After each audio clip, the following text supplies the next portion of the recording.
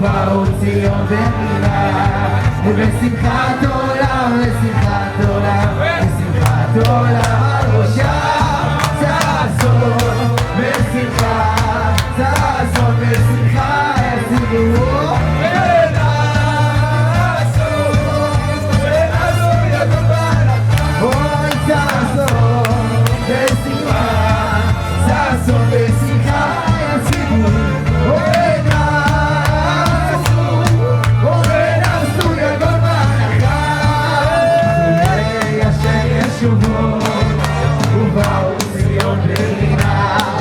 בשמחת עולם, בשמחת עולם, בשמחת עולם עכשיו ובדויה השם ישובו ובאו ציון ומילה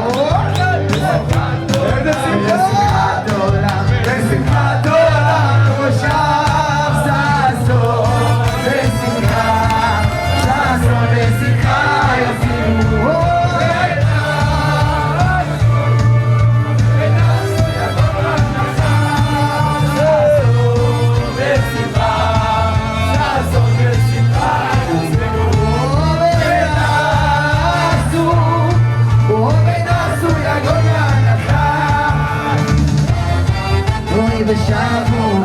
ושבו בנים לכולם ושבו בנים ושבו בנים ושבו בנים לכולם ושבו בנים בנים לכולם ושבו בנים ושבו בנים ושבו בנים לכולם ושבו בנים ושבו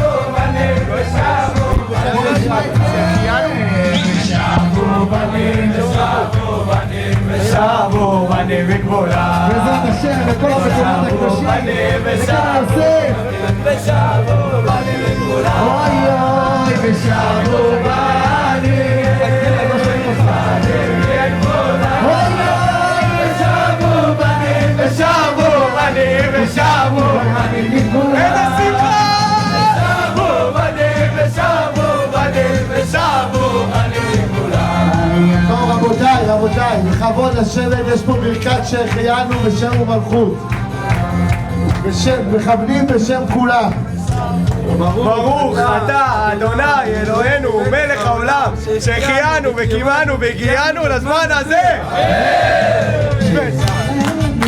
וקיימנו והגיענו לזמן הזה שהחיינו וקיימנו והגיענו לזמן הזה ברוך אתה השם אלוהינו מלך העולם שהחיינו וקיימנו והגיענו לזמן הזה ברוך אתה השם אלוהינו מלך העולם שהחיינו וקיימנו והגיענו לזמן הזה שם חסדו יודו לשם חסדו יודו לשם חסדו ונפנה אותם לפני אדם יודו לשם חסדו יודו לשם חסדו יודו לשם חסדו ונפנה אותם לפני אדם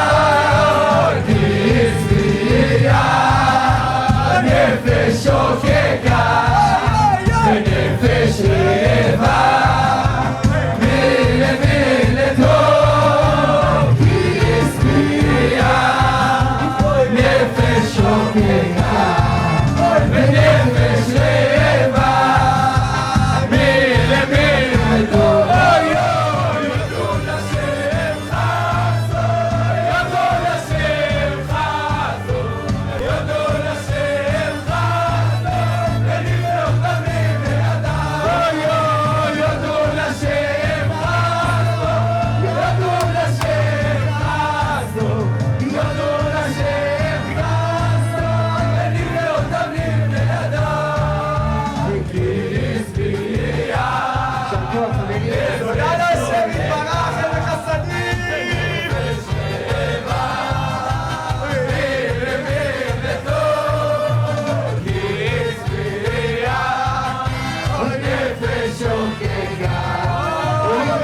בנפש שלווה,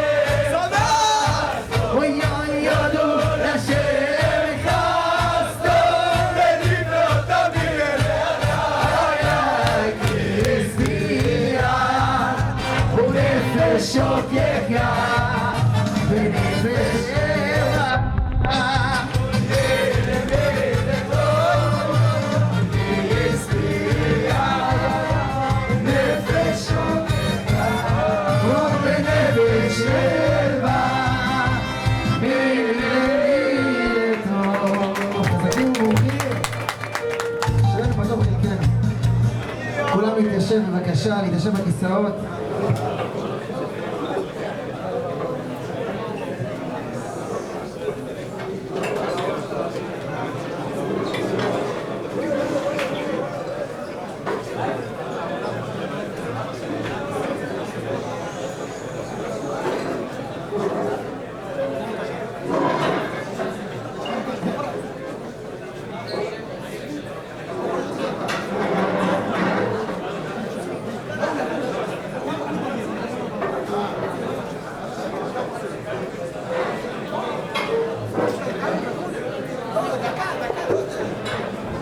חברים אהובים, אנחנו מגיעים לשיא הערב, לשיא היום. אנחנו מודים להשם יתברך על הזכות הזאת שיהונתן פולארד איתנו פה, ואנחנו ממש מתרגשים לעשות את הסיום השכל שלמדנו ביחד כולם לעילוי נשמת אשתו, ואנחנו רוצים לשמוע דברים מפיו וביחד להתחזק ביחד בתוך כלי הדברים של יהונתן. אנחנו נזכה גם שהרב הראשי לישראל, הרב דוד לאו שליטה, יגיע, וביחד עם יהונתן ועם הרב הראשי לישראל נזכה לעשות את סיום השכל, ובעזרת השם להתחזק ביחד למען שמו באהבת. יהונתן, תודה רבה. תודה רבה על הזכות יהונתן, תודה רבה וברוך הבא, ובבקשה. שימו לב למסך, יש תרגום על כל מה שיהונתן מדבר באנגלית, יש תרגום מילה במילה.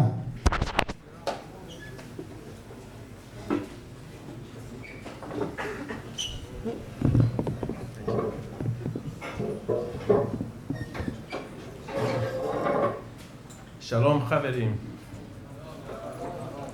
On behalf of myself and Esther, Aleh Shalom, I'd like to thank you all for this opportunity to meet you and to talk to you.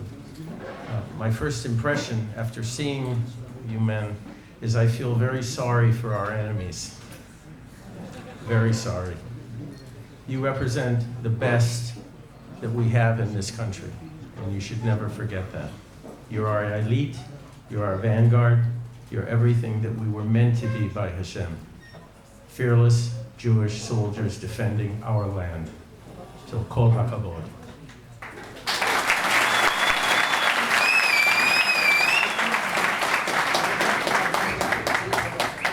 When Esther would address soldiers, and you are soldiers right now, she would always start off by asking them, who are you? Many of them didn't know exactly what she meant by that. You know, they have a name. She would tell them that who you are is a Jewish warrior. And you have the blood of every Jewish warrior and war leader coursing through your veins. Whether it's Avraham Avinu, and he was a great soldier, we have to remember that, or Yeshua ben Nun. The chief rabbi just came, so we're just going to welcome him in. סליחה ליהונתן, זכות גדולה, הרב הראשי לישראל, רבותיי, לעמוד שאו שערים ראשך פתחי עולם ויבוא ויבוא שאו שערים ראשך וינשאו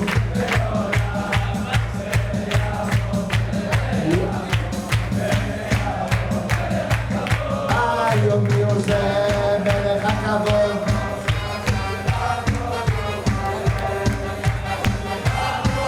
הוא מלך הכבוד צילה ומי הוא זה מלך הכבוד השם צבאות הוא מלך השם צבאות הוא מלך הוא מלך הכבוד צילה עלינו מלך תוסיף שלותם כמוד ומדור ימים עלינו מלך תוסיף שלותם כמוד ומדור ימים עלינו מלך תוסיף שלותם כמוד ומדור ימים עלינו מלך תוסיף שלותם כמוד ומדור ימים עלינו מלך תוסיף ימים עלינו מלך תוסיף שנותם כמוד ומדור ימים עלינו ימים עלינו מלך תוסיף שנותם כמוד ומדור חזקים ומזמינים לשרת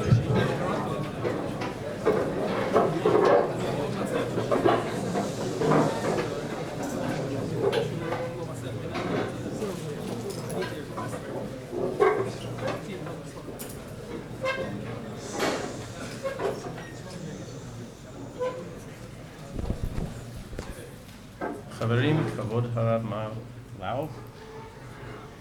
So this is a second great honor for me to be here, to be with my friend, kavod harav Lau.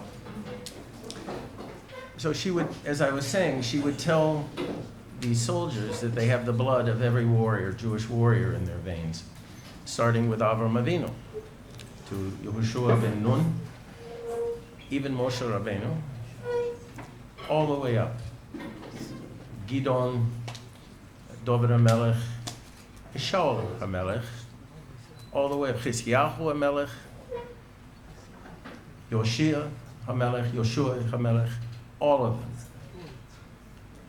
And she told them, you should never forget that, ever.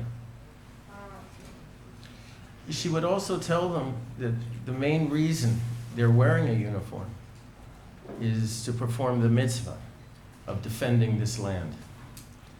And she would emphasize that it was a mitzvah after 2,000 years that we now have an army and the capability of instilling fear in our enemies. It's something we should never show because we're defending our land, al Kiddush Hashem. So she emphasized no fear. You fear only Hashem, not man. And certainly not our enemies. And after what I saw here tonight, as I said, I'm sorry for it, just a little bit. Not much, just a little bit. I'd like to just relate a story about what happens to an officer in captivity when given the opportunity to come home or to leave prison. And God forbid you men should face this situation. But if it's in your power, remember what I'm going to tell you right now. Please. There was a moment when prisoners, Arab prisoners, Palestinian prisoners were going to be released. It's called one of the fourth P'ima. And these were some very bad people. They had a lot of blood on their hands. But the Americans decided, for a confidence-building gesture, we should release them. And in exchange, we would get me. Except I wouldn't be allowed to come home. I would have to stay in Chutz La'aretz forever. So Esther called me in prison and said, "What's your decision? You want to become free, or you want to stay in prison?" And I said, "Well, I can give you my short answer, which is no." And she said, "Well, what's your long answer?" And I said, "Hell no." So she said, "Okay, as an officer, what's your assessment of the situation?" And I said, "Well, if we release these animals," and that's what they are, they're animals, I said, "we would be devaluing the life of their victims, our brothers and sisters. Second of all, we would be undermining deterrence, because the next murderer would think, well, I'm going to get out. I'm going to be released, no matter what I do. And the third reason is it would impose terrible pain on the victims' families, inflict terrible pain on them." So I said, for all three reasons, my answer is no. And she said, "Well, that's a very fine military assessment." But she said, "It's not a Jewish assessment." So Esther was my morah. So I listened very carefully to what she said next. And what she said was, if you agree to this, you will be committing the same sin as the Meraglim, who cursed the land out of self-interest. They didn't want our people entering the land because of fear of what would happen to them. They would lose their status. So she said, if you agree to this, you're saying not just to the people of Israel, but to Hashem, HaKadosh Baruch Hu, that you value Galut more than you do Eretz HaKodesh. She said, your responsibility as a Jewish officer is always to remember that what we fight for. And what is that? We fight for Am Yisrael, Eretz Yisrael, Al Pi Torah Yisrael. And she said, if you come home in a body bag as a met to be buried in Kever Yisrael, or you come home as a broken old man capable only of kneeling and kissing the ground, she said, that's the Jewish way of handling this situation. I said, oh, okay, now I know. And that was my official explanation as to why I couldn't participate in this Chilul Hashem. And as a soldier, this is what we fight for. We fight for Am Yisrael, Eretz Yisrael, Al Pi Torah Yisrael. And that's why we never show fear to the enemy, because we're fighting for what God gave us. Esther proved one thing in her death. And what was that? When she died, and they called the time of death, she had no pulse, she had no brain function, she had no heart function, she had nothing. It was all straight lines on the machines. She woke up, or her neshama woke up, and told me the following in front of witnesses, so I didn't imagine this.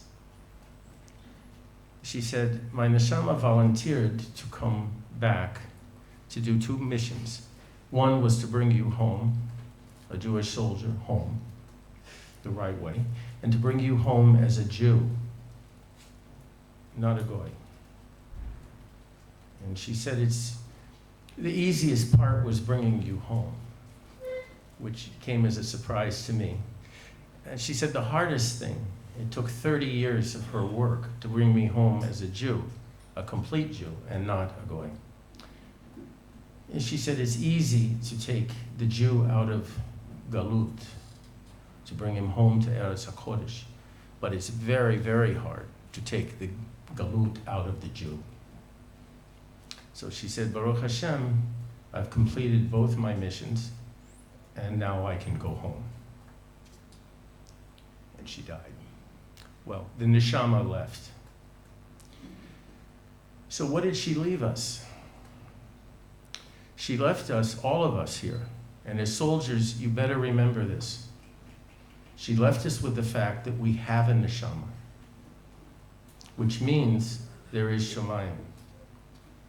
And we have to be sure that when we go before the Kisei HaKavod, that we've lived a good Jewish life, full of mitzvot and achdut and mitzvot. So as soldiers, you never know when something bad could happen. But you should know in your heart that you have a neshama, and that if, God forbid, you die al Kiddush Hashem, you're going straight to Shemayim, where you'll serve in His army for the next big battle coming up.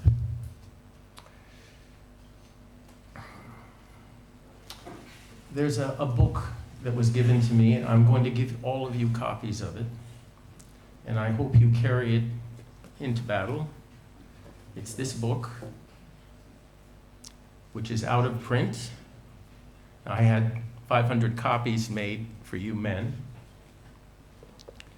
because I think it will help you. Certainly as an officer, it opened my eyes up. This book is called 222. 222 days in 1948 that 30, maybe 40 men and women dug in and defended Kfar Darom against the entire Egyptian army. I want you to think about that. 30 to 40 men and women with rifles, small arms. And they fought for 222 days against everything that the Egyptians could throw at them. And when they were asked repeatedly to evacuate, their answer was, no, you come to us. You help us, because we're defending Eretz HaKodesh and we don't retreat. The lessons of this book will carry you through life. And I'm sorry to say that many officers, high-ranking officers that I've talked to, know nothing about either this book or the battle. So when you read this book, remember, you could be any one of those 35 or 40 men or women that were fighting at Kfar Darom. And they were truly fighting Al Kiddush Hashem. And they showed absolutely no fear to the enemy. Overwhelming force against them. Tanks, airplanes, artillery, you name it, was thrown at them. There was no hill or fortification, nothing. The only thing they had was this. And they made it. Unfortunately, they had to be evacuated eventually, but they held the Egyptian army long enough for the Haganah and the Balmach and the Ergun and Lehi to join into Tzachar. I can't say how proud I am of all of you, because you're our future. You're defending our future. The last thing Esther did before she went into the hospital was we went up to Ramat HaGolan. Some people wanted me to see some things up there. So we were right on the border of Syria and Lebanon. And I had to carry her up there because she couldn't walk by this time. But it was very important that she tell me something up there. So it's beautiful. And we had a lot of security escorts with their rifles looking because we're exposed. And she said to me, "What do you see?" I said, "Well, I see Hezbollah and I see Hezbollah." Lebanon and Syria. And she said, look further. Look further. As far as you can see, what do you see? And I said, more Hezbollah. A lot more. And she said, no, that's not what you're looking at. And the soldiers we were with, they were all religious soldiers, including the Aluf. And they were interested in what she had to say at this point. And she said, what you see is Eretz HaTzvi.